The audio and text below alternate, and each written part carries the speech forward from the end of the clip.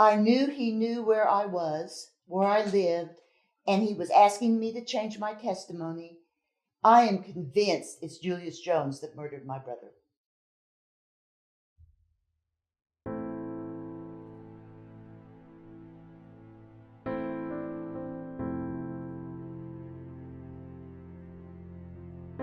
I was the eyewitness. I was with my brother the night he was murdered. We had pulled into the driveway from Braum's, and we were sitting there, and I was getting out, and I heard a gunshot. And I turned around very fast, and I saw a man standing over the driver's seat, and he had his right hand and his left hand had something silver in it. I assumed it was the keys. He yelled at me, "Where are the keys? Where are the keys?" I turned around. I thought I saw the keys in his hand, but it was just a silver object. So what we're saying is, if he had just come up to Paul's door, which was ajar, and said, "Could I have the keys to the car?" Paul would have gladly given them to him. Nothing was said before the gunshot. That's why it was so startling. There was a gunshot, and when you haven't heard a gunshot before, it's like a popping sound. But in my heart, I knew that Paul was already dead, because he would have been doing something or said something or anything. But he didn't. He was killed instantly. And then he just yelled at me, "Where are the keys? Where are the keys?" Like he was mad at me, or I should know or something. I thought, Paul's dead, get the girls, save him. And so I couldn't tell. It was dark. Yeah, I understand. Everything, his eyes were dark, straight through here. I could see a small variance when his hat was pulled down. It was pulled down right above his ears, and a red bandana. It was not pulled down over his ears in the space that they make point. It's just the space between the top of his ear and the bandana. And the cap. It was a full moon, and so I saw more of an outline. His ear, a small space about a half an inch to an inch. Then his hat came up very tight, and the hat came down right to his eyes, and the bandana started right here. So I really didn't even remember his eyes. And then the fact that there was a second shot, I think is very important, that it wasn't just one, but then there was another shot. He yelled to stop and then shot the gun. And we just kept running. And he had made in some statements during the investigation that Julius Jones said that he should have shot everybody else in the car so that there wouldn't have been any eyewitnesses. Yeah. He did. I've seen it on people that I know having posted actual statements from you all, them going back and removing Justice for Julius posts and apologizing, saying, "I clearly didn't do my research." Hans, I think that's a great point. I've had multiple people do the same thing. And 90% of the people that are supporting Julius Jones think they're doing the right thing. He was a black man. He was about 5'6" to 5'8", 165 pounds. I guessed him to be 19 to 20 years old. He was wearing a tight black stocking cap, a red bandana, white t-shirt, and jeans. When I was asked for more detail, they asked me questions, and I said I saw a small amount of hair showing between the top of his ear to his stocking cap. Stocking cap came right above his eyes. There was a small amount of hair, or it hit the top of his ears, and it was sticking out where I could see his hair from the top of his cap to the top of his ear. And people have taken that out of context. Even Julius Jones wrote me a letter and sent me pictures of both of them, and said, "You need to change your testimony because because it describes Jordan. He had inch-long hair." And it really kind of startled me, because I knew he knew where I was, where I lived, and he was asking me to change my testimony, and he was giving me details about Christopher Jordan. After he sent those pictures, what I remember the most about it is the stocking cap was just so tight.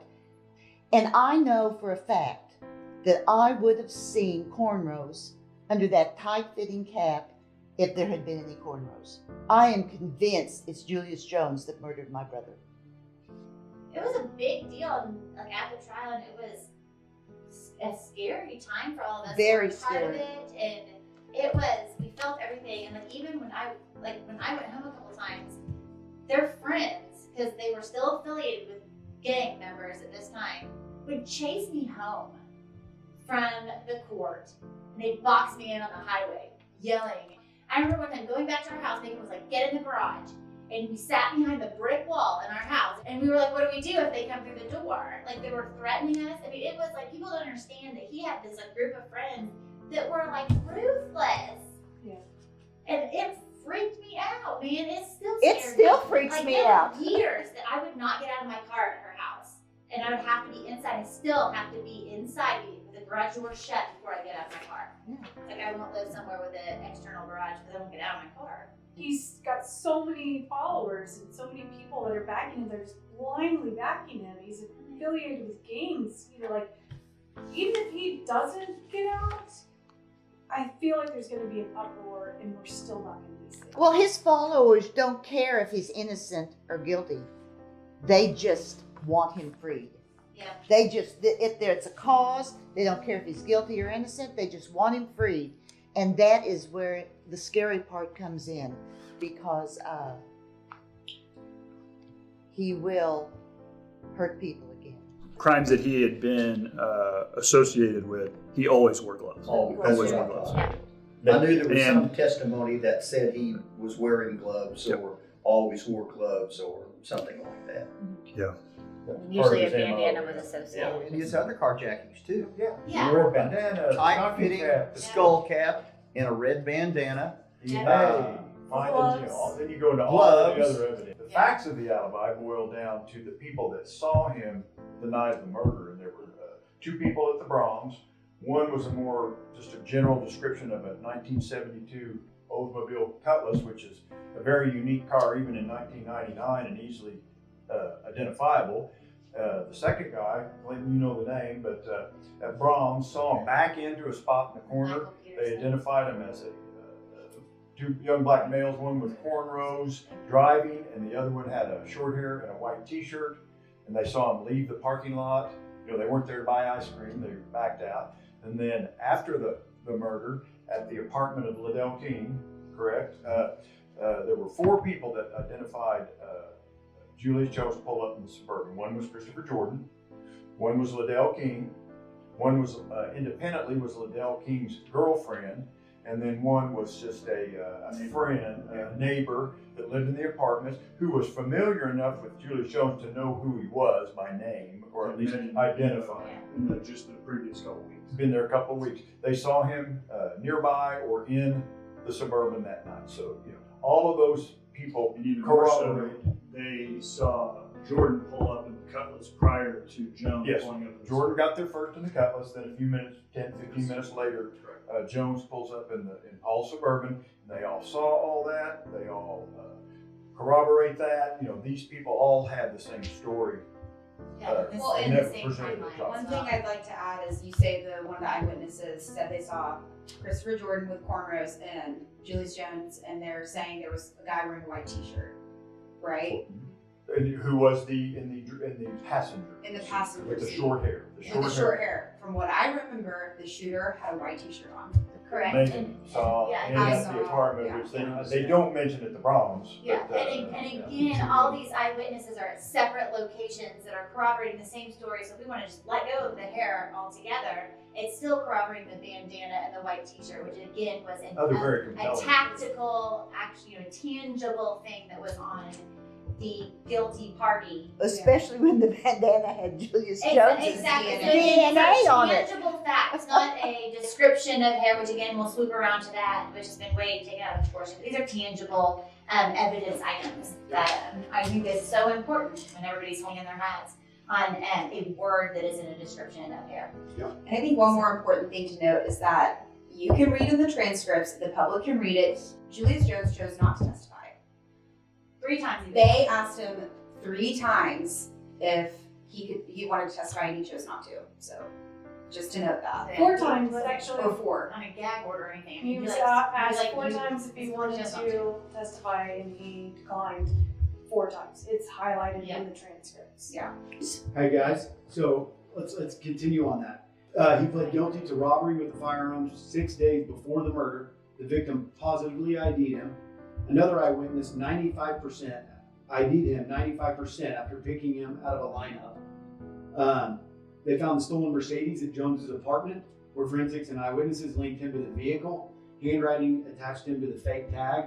Yeah, they found the other bullets in his car, which was at a repair That's shop. right. And he took the day out of the transmission. You forgot to say that Julius Jones pled guilty to this. Yes. He pled guilty to the And his carjacking. defense tried to swing it to say that point the finger again at Christopher Jordan on these. I mean, these are hard fact police reports, eyewitnesses, all these at the time that tied him to these carjackings that did not point the finger at Christopher Jordan, that actually that put the finger right at him that did these. So in addition to the 2 carjackings that he was identified in, there was another one that he was assumed that he was involved in at the hideaway, where the guy drove off before he could steal the car. Am I right when I say that? He stole the car. Jordan, yeah, he stole it. So Jordan, when they were interviewing him, he said that they had committed those robberies on July 21st and July 22nd, back-to-back days. The first one was the one that they spoke about that he pled guilty to, because he was positively identified. The second one, he walked up to the car, held him at gunpoint, had him get back in the car, was going to kidnap him, and then they ended up jumping out as he was getting into the driver's seat. Okay, maybe So that's they got away, but it was a Lexus that they found in Midwest City later.